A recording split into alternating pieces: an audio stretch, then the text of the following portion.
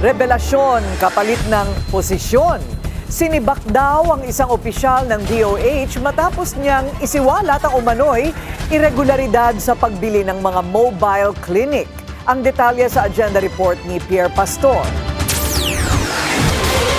Dating Health Undersecretary mismo ang nagbunyag na may naganap na irregularidad sa pagbili ng Mobile Primary Care Facilities o MPCF.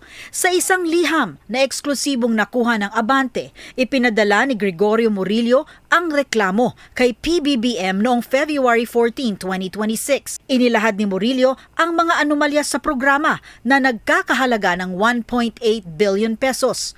Nakasaad sa liham na 25% lamang ng mga MPCF na ipinamahagi sa 83 provinces ay functional o may kakayahang magbigay ng medical services na inaasahan gaya ng laboratory, diagnostics at imaging.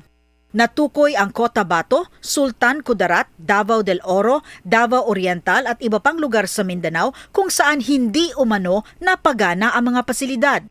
Ayon pa kay Murillo, sa kabila ng mga ulat na ito ay itinuloy pa rin ang pagbili sa mobile healthcare facilities.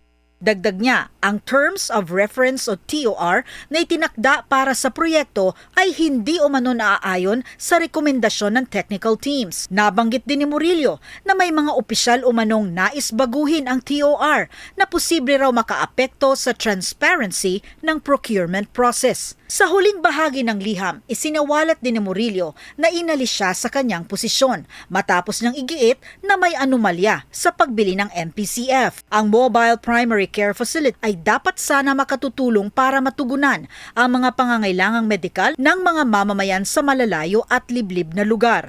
Sinubukang kunin ng Billionaire News Channel ang panig ng DOH sa issue pero wala pa itong tugon sa ngayon. Para sa agenda, Pierre Pastor, Billionaire News Channel. Manatiling nakatutok sa Billionaire News Channel. Sumubaybay sa aming social media accounts at mag-subscribe sa aming YouTube channel para sa mga bago at eksklusibong balita.